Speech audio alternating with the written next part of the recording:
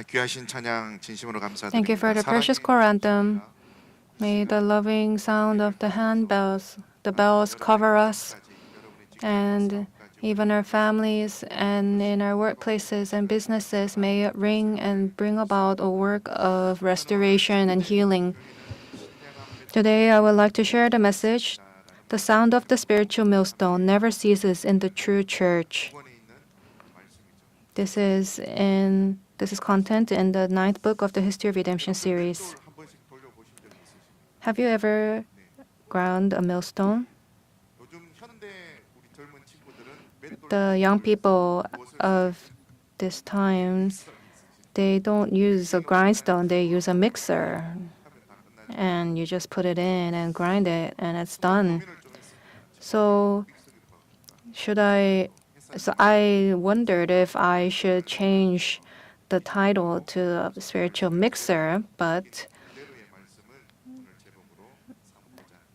I put in the word millstone, so it is in accordance with the Bible and with the History of Redemption series. When God looks at a church, He doesn't just look at its appearance or outward appearance. And He said the same thing regarding man. He sees the heart. So the numbers, buildings, events, or the atmosphere itself doesn't decide the church's health. So what is the sound that God listens to? It's the sound that resonates within the church. And just like today, the sound of praise, the sound of prayer, and the sound of serving each other and being faithful and loyal and giving glory to God. There are many sounds that resonate within the church, and God hears these. And before the sound of applause or the sound of words, it is the sound of people being carved by the word and hearts broken by repentance and lives shaped by obedience. And that sound is the sound of the millstone, like in today's message, the title of today's message. A millstone is a tool that grinds grain into flour. Grain alone cannot become bread. And in the same way, our hearts alone cannot become a worshiper that pleases God. So in Romans 12, verse 1, therefore I urge you, brethren, by the mercies of God, to present your bodies a living and holy sacrifice acceptable to God, which is your spiritual service of worship. So God grinds us with His word and molds us into a worthy sacrifice before Him. The point of today's message is this. The moment the sound of millstone ceases, the church begins to lose its life. And on the other hand, where the sound of the millstone continues, repentance, sanctification, and revival flourish. It's the same for the church, and it's the same for your families and businesses and workplaces. And we must believe that this work will take place. So through today's text, you'll examine the sound of millstone in the wilderness and the sound of the millstone at the end of the era of the judges, and the sound of the millstone that divides faith in the end times. And at the conclusion, we will look at who is at the center of that millstone. First, the sound of millstone resonating in the church in the wilderness. As you read the 9th book of the History of Redemption series, or just the History of Redemption series in general, we've heard a lot about the congregation in the church in the wilderness. Numbers 11 verse 8 describes the daily life in the wilderness. People would go about and gather it and grind it between two millstones or beat it in the mortar and boil it in the pot and make cakes with it. And its taste was as the taste of cakes baked with oil. That's how it's recorded. And can you imagine? We can imagine. God gave them manna in the wilderness, and He gave it at the appropriate time. But he didn't allow people to eat it as it is. He required them to gather it and then grind it. This is God's way of making grace life-giving through obedience.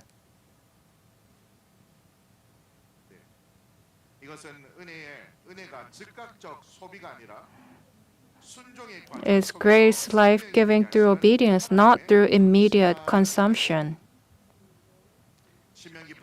Deuteronomy 8 verse 3 says, "Man does not live by bread alone, but man lives by everything that proceeds out of the mouth of the Lord." And it says that He might make you understand that. Manna was a training to live dependent on the Word of God. And the sound of Millstone resonated in the wilderness every day. And this sound was not the sound of hard labor. This is so hard. My arm hurts having to do this. Isn't there a way where you can just eat it? It wasn't like that. It's the sound of the Word being ground into life and people being shaped by obedience. God does not desire faith in just mere whole grains. It says clearly,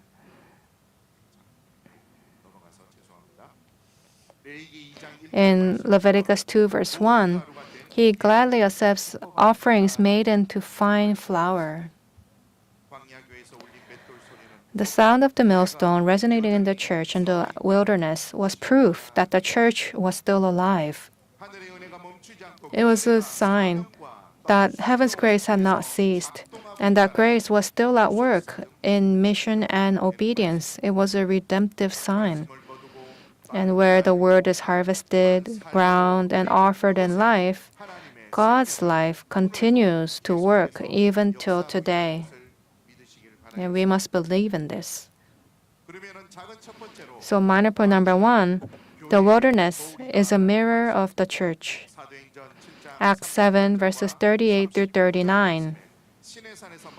This is the one who was in the congregation in the wilderness together with the angel who was speaking to him on Mount Sinai, and who was with our fathers, and he received living oracles to pass on to you. So our fathers were unwilling to be obedient to him, but repudiated him, and in their hearts turned back to Egypt.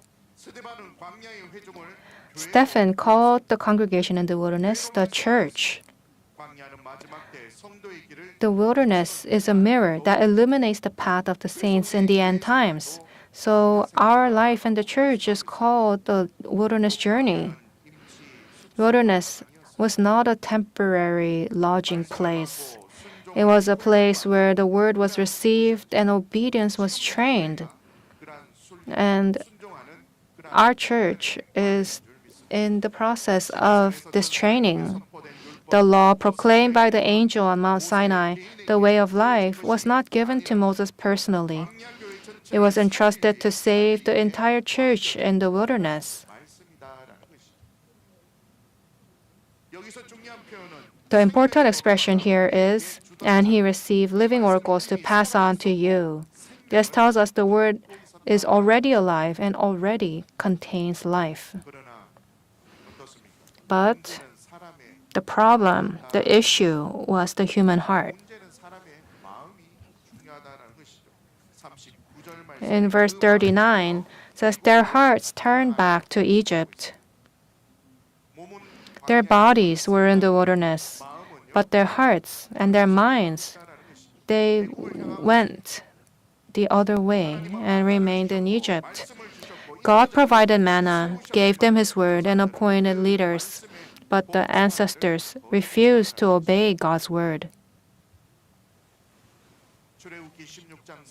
Exodus 16 verse 3. This verse shows their true feelings. "Would that we have died by the Lord's hand in the land of Egypt, when we sat by the pots of meat, when we ate bread to the full." They are longing for the past, and they are regretful. We do not need to look far ahead, just look at ourselves. The church in the wilderness should have been resonating not with complaints, but with the sound of Millstone. They should have been grinding the word into their lives, molding themselves into obedience.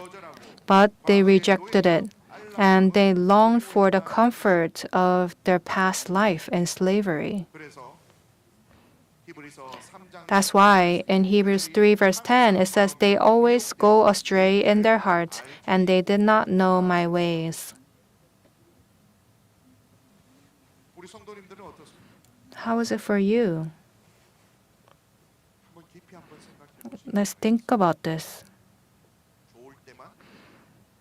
When times are good, you think it's great, but when you go through hard times, you may think the past was better. The church in the wilderness stood before two paths. The path of obedience, accepting and grinding the word, or the path of disobedience, rejecting the word and yearning for Egypt. 1 Corinthians 10 verse 6 says, now these things happened as examples for us, so that we would not crave evil things as they also craved. And this entire history clearly serves as a warning to the church today, and we must understand and realize this. Our church faces the same question. We ourselves, we face the same question. Are we receiving the word with faith? Or are we listening, but do we fail to believe and fail to obey? Are we only obeying what's easy? Are we only obeying what we can?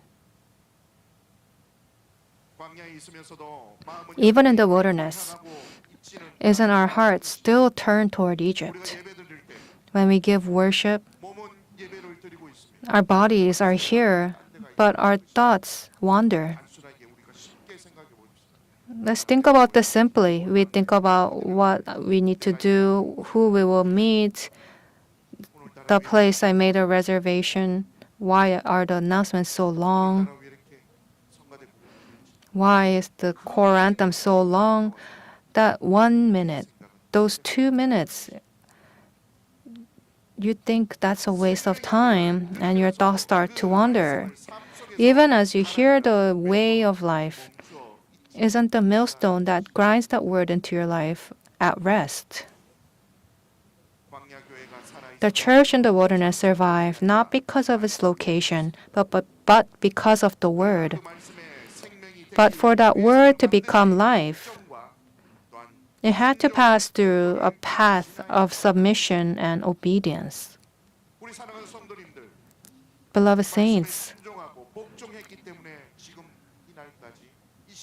you have submitted and obeyed the word. That's how we are here today at this hour. If it was you separate and me separate, we would not be here. The moment you reject the word, the wilderness becomes not a church but a land of wandering. We see that. They're wandering. Conversely, when the word is grinded and offered, even in the midst of the wilderness, even in the middle of the wilderness, God's redemptive work advances without stopping. And we must advance together. Let us lift up our right hands. And please repeat after me. Let's advance. Believing in the word, with faith, let us advance. And when this work takes place, I believe God will lead us to victory. Minor point number 2, God does not accept whole grain as offerings. This is clearly recorded in Leviticus 2 verse 1. Now when anyone presents a grain offering as an offering to the Lord, his offering shall be of fine flour. We need to be ground and made into fine flour. God does not accept whole grain offerings. He demands that they be fine flour. That's what He wants. This means that life offered to God is not a matter of one's own self, but must be ground and refined through the word and through obedience. We must be refined through the word, not by the method of man, but through the word. Fine flour is not created by chance. Nobody makes it for you. You have to pass through the millstone and be crushed repeatedly.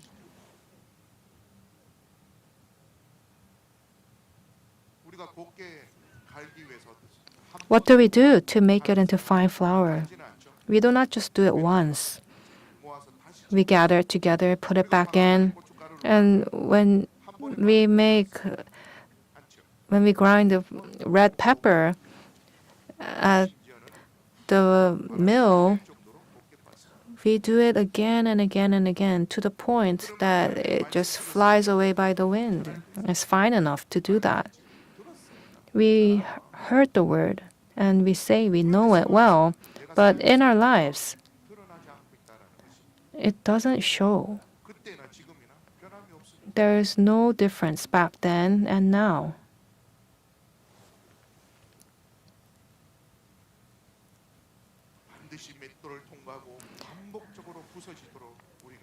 We must pass through the millstone and be repeatedly crushed, and we must make an effort to do this. And we must then be able to give sacrifice to God that He takes joy in. Psalm 51 verse 17 says, "The sacrifices of God are a broken spirit, a broken and a contrite heart, O God, you will not despise." Sacrifices God accepts are not formalities, but the states of a broken heart. This brokenness is not despair, but the result of being broken before the Word. Just as the millstone in the wilderness crushes grain into powder, the Word shatters human self-righteousness, stubbornness, and hidden pride.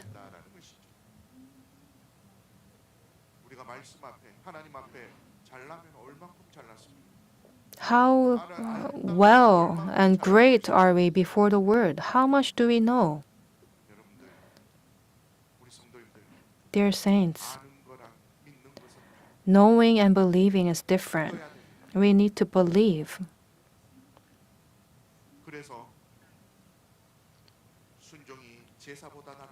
That's why God said to obey is better than sacrifice. In 1 Samuel 15 verse 22, "Has the Lord as much delight in burnt offerings and sacrifices as in obeying the voice of the Lord? Behold, to obey is better than sacrifice, and to heed than the fat of rams."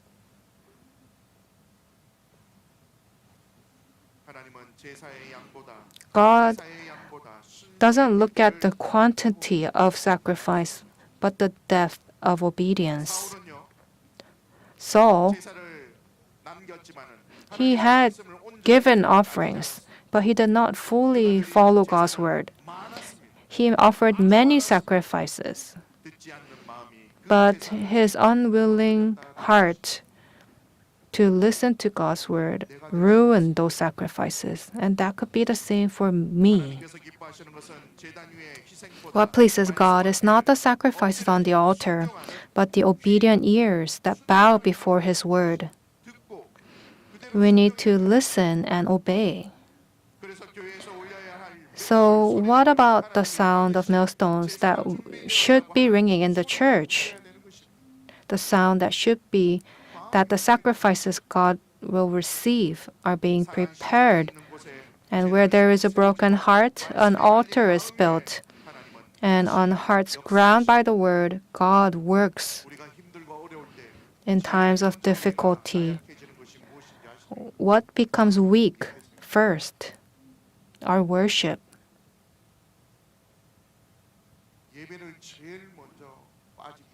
We start to miss worship services. That's the first thing that we do. Minor point number 3. The millstone is life. The Bible says the millstone is life.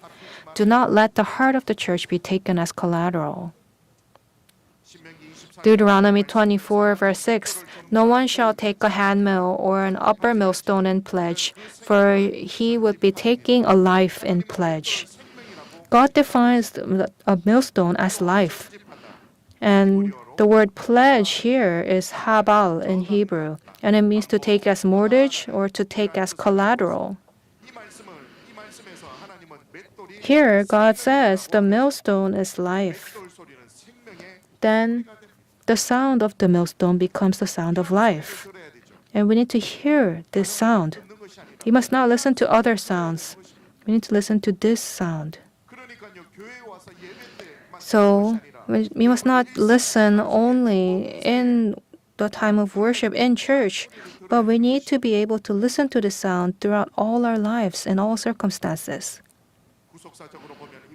From a redemptive historical perspective, this is a clear declaration. The millstone is a channel through which life is saved. So to take away the millstone is to take away life. We must take this in with the fearful heart.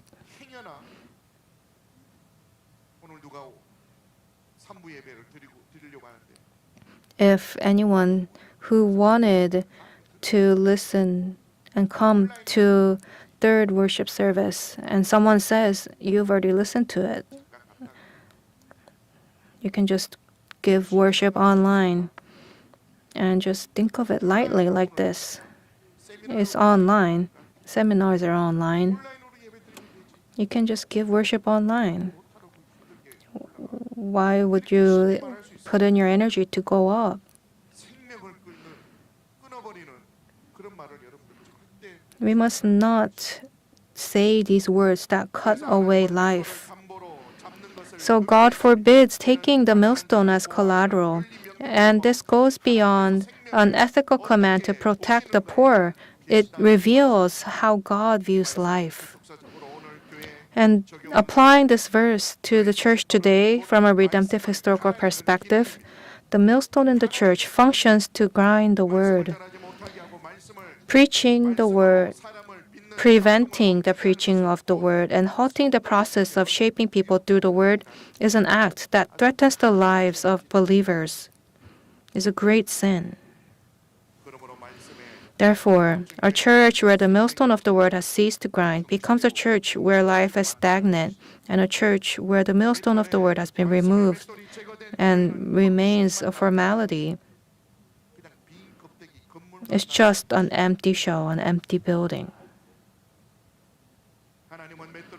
God is the guardian of this millstone, and through it, He preserves life. The millstone of the word is a domain that cannot be taken away. It's a mechanism in the church that should never cease.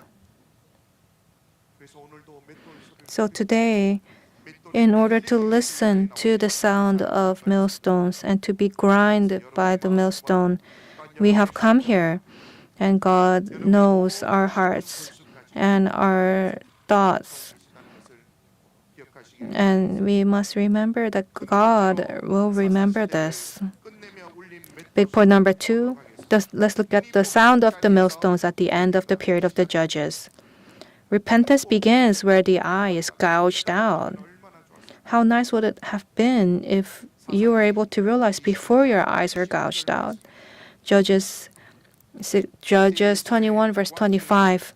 In those days, there was no king in Israel. Everyone did what was right in his own eyes.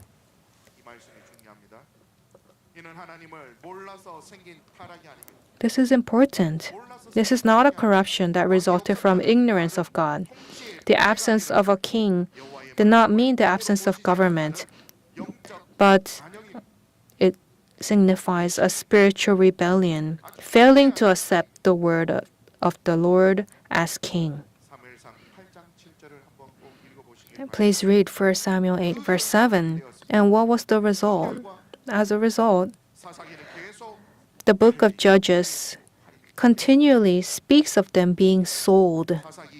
Judges 2, verse 14, chapter 3, verse 8, chapter 4, verse 2, and chapter 10, verse 7. They were saved, but they become slaves again. They were freed, but they become captives again. It's one tragedy after another. That was the period of the judges. This is not something that is restricted only to the period of the judges. If we do not obey the word and do not follow and do not repent, this period of the judges may be in our lives. Minor point number 1, the end of the judges period begins with Samson's millstone.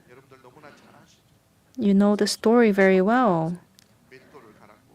You know why Samson grinded and how he received God's grace. It's not just a story about Samson. We need to think about me being in that position.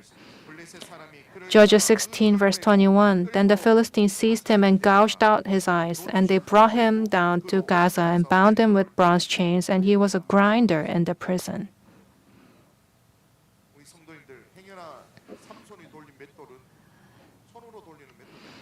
The grinder that Samson grinded, it was not one that was done with his hands. It's a giant grinder where he was bound to and had to move with his body. It was a grinder that an animal had to maneuver and work, but a man was doing it. Let's say you were parking in a basement and a car is parked in front of your car. Can you push it? Maybe you can for a man, but these days the cars are becoming bigger and bigger, so it's hard to push. This is just an example. How hard and difficult would that have been? He was probably filled with anger and maybe a heart of revenge. But his eyes were gouged out. He cannot see.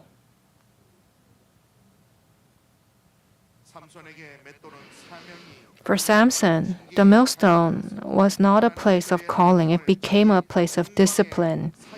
The power that he was supposed to use for God was used for his own desires, and he lost his eyesight, was chained, and ended up grinding at a millstone in the prison of his enemies. If we do not obey the word and do not act according to the word, what happens to our lives? It will feel like we are bound in chains.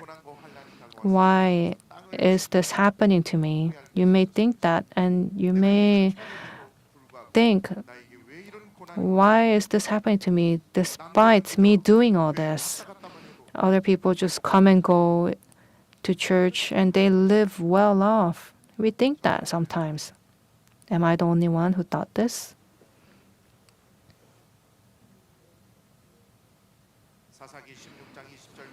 Judges 16 verse 21.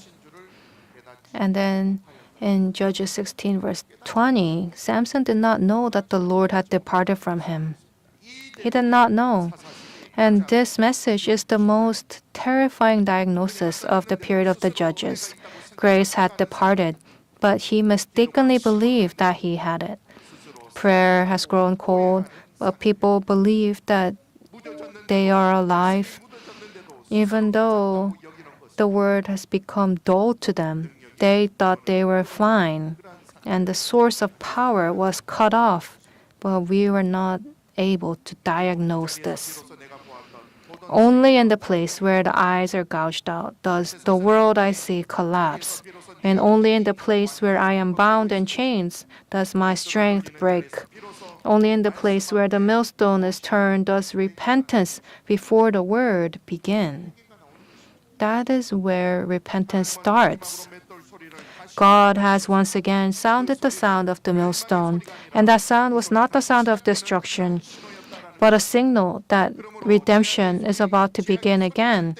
So whenever sin cries out, we must bring our hardened hearts to the millstone of the Word.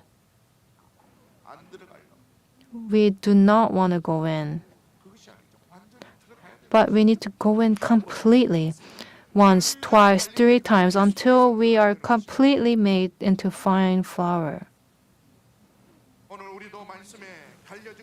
Today, we also need to be ground and broken by the word today and be transformed to offer to God like fine flour. And this I bless upon you the name of the Lord. Minor point number 2, the hair of his head began to grow again. This is a sign of repentance. Judges 16 verse 22, however, the hair of his head began to grow again after it was shaved off. Hair was not a source of pride for Samson, but a sign of the covenant. It was the mark of a Nazirite. Samson took it lightly, and ultimately he turned away from the covenant. How scary is this sin? He made a promise, a covenant, but Samson, who was mere human, turned away from the covenant. Here, the direction of redemptive history is divided. Millstone is not punishment, but the beginning of restoration.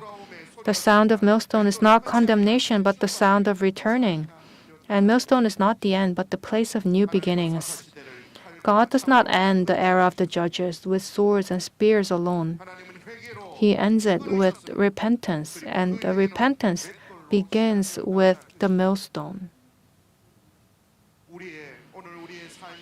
Even in our lives today, there may be the era of the judges. It just emerges out of us from time to time. It may be hidden. There may be times where gratitude fades despite knowing God, and self-satisfaction takes precedence over God's glory, and excuses take precedence over repentance. This happened because of this, that happened that because of that, and we start to make excuses. Where does God call us? Where will He call us? He calls us to the millstone of His Word. We need to go find the Word. Our district, ourselves. There are saints who do not wish to go into the millstone, and we need to tell them, let us go to the millstone together. Let us be ground.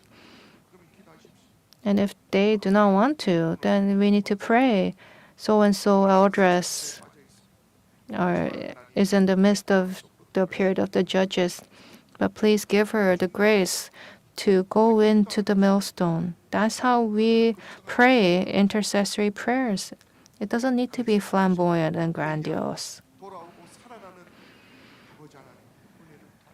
Please give them the grace of revival and return and repentance. So we must also lay down before the Word all the sins that we have clung to in the past. And we must hold on to the grace, the hair of grace that God makes grow, the sign that we belong to Him. And we need to bring an end to the time of judgment hidden within us, the time of the judges hidden within us. And this I bless upon you in the name of the Lord. Big point number 3, the sound of the millstone that separates faith in the end times. This is the final test to stay awake and alert. Matthew 24, verse 41, 2 women will be grinding at the mill. One will be taken and one will be left. Why did Jesus talk about a millstone and not a place of worship like sanctuaries? Why did He say millstone? Why does He portray the turning point of the end times as a grinding place rather than a place to hear sermons? Why did He mention this grinding place? The end is not revealed by appearance, but by division. The same place, same time, same work, right? both grind the same grindstone, and outwardly it's hard to tell the difference, but their conclusion is division. The same millstone, but different outcome. Isaiah 29, verse 13, it says clearly,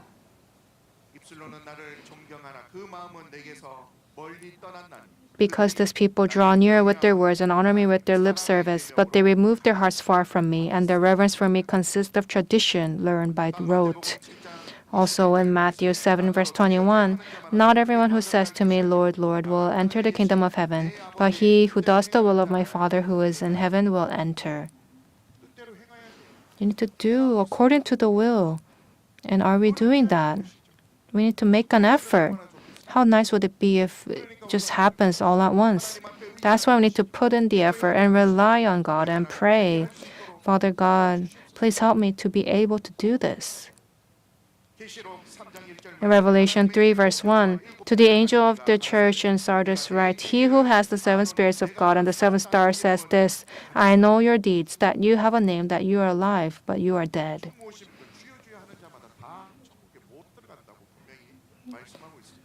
Our God said that those who say, Lord, they will not all enter heaven. And our founding pastor in his sermons said, how nice would it be if everyone can go in?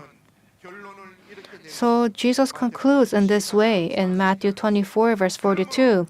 Therefore, be on the alert, for you do not know which day your Lord is coming. Being on the alert is a state in which your heart is continually ground before the Word. We need to be continually grinded. It's not just yesterday or just tomorrow. Until the day our Father returns, we need to be ground again and again. Being on the alert is a life in which repentance is alive and the gospel is central and the cross becomes a reality. So today we must stand alert before the millstone of the Word. That is where division takes place and the preparation of the end times is completed. That's why we must pray, Father God, until the day that you come, may not one of us turn back and fall behind. Please save my husband, my daughter, my sons. We need to continually go before the millstone in devotion and dedication. Minor point number 2, the sound of the millstone is the heartbeat of the church awaiting the second coming. If the heart does not beat, then we are dead. The church waiting for the second coming must grind itself with the Word and prepare to meet the Lord. So in Exodus 24, verse 7, then he took the book of the covenant and read it in the hearing of the people, and they said, all that the Lord has spoken we will do, and we will be obedient. They said they will do it and be obedient. But this confession was put to the test. They said, we will do it in their words. They said, we'll do it, we'll obey. But their hearts, in the reality of the wilderness, their hearts wandered elsewhere often. And this verse reveals the human frailty while also demonstrating that obedience must be proven not with words but with our lives. We must be able to prove this in our lives in order to become the fragrance of God and His gospel. We must prove it with our lives. That person believes in Jesus, and that person is necessary. That's how we must prove ourselves. Exodus 24, verse 7 is also a question for the church today. It's a message given to us. When we listen to the word, we say amen. We say it. We express it in that way. But that word, do we still remain obedient when that word becomes a millstone that grinds our lives? Covenant begins with confession, but its continuation is achieved through obedience, and we must remember this. When we hear the word and put it into practice, The covenant moves from mere words to life.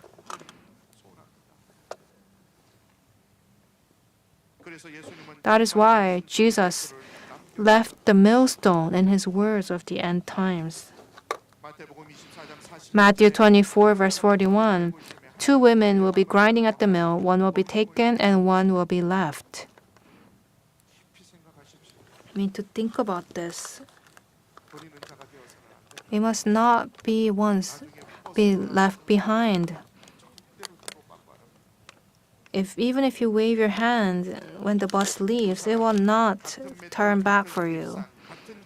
Both had a millstone. They had the same routine and were at the same place, but their ends were different. This is truly scary. Difference lies not in their actions, but in the direction of their hearts. And at the same time, it is a place where the center of one's heart is revealed before the word. You must think about this.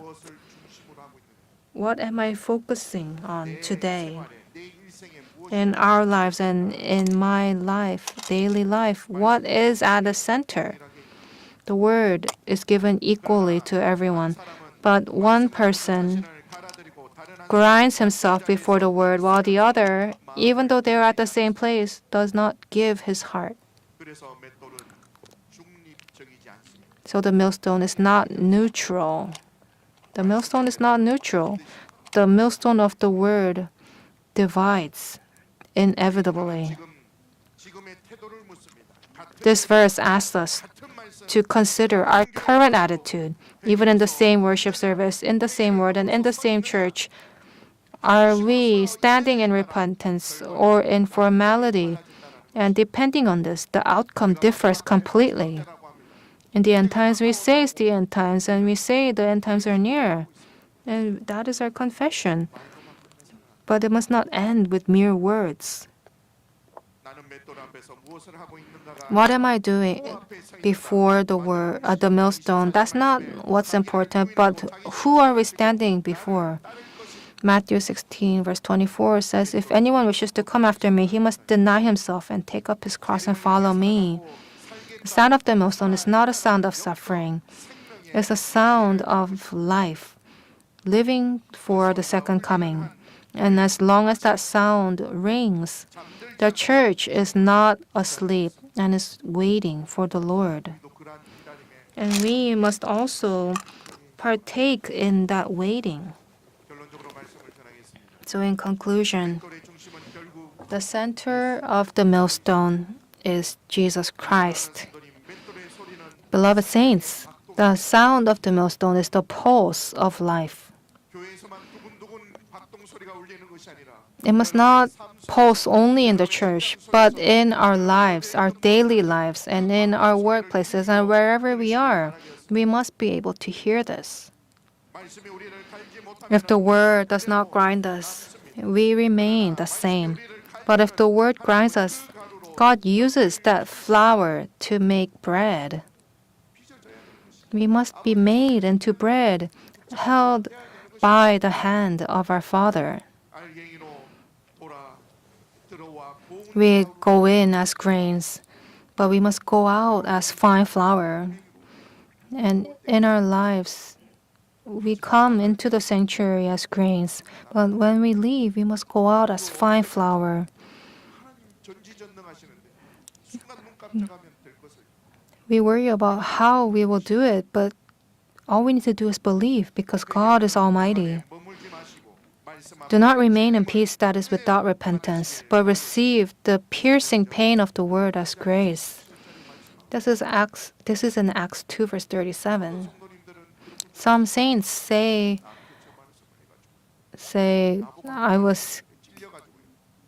that person said that to me. That word was given to me. I'm not going to deal with that pastor. I'm sure there's nobody like that in our church. So to end this period of the judges within us, we must not delay in repentance. We must not delay. We must break free from the way that we have lived according to what was right in our own eyes. Repentance is not defeat. is the beginning of restoration, like the regrowth of hair. So in Revelation 22, verse 20, it says, Amen, Lord. It says, Amen, come, Lord Jesus. We must be able to make this confession. At the center of the millstone is Jesus Christ. Until the day the Lord returns, the true sound, the spiritual sound of millstones resonating must be within the true church, and it must never cease in our hearts. And this I bless upon you in the name of the Lord. We give you all thanksgiving and glory for hearing us, letting us hear the sound of the millstone. May we repent and grind our hearts to become a living sacrifice that gives you joy. Please allow us to put an end to the period of the judges in our lives, living according to our own eyes, but live according to the word.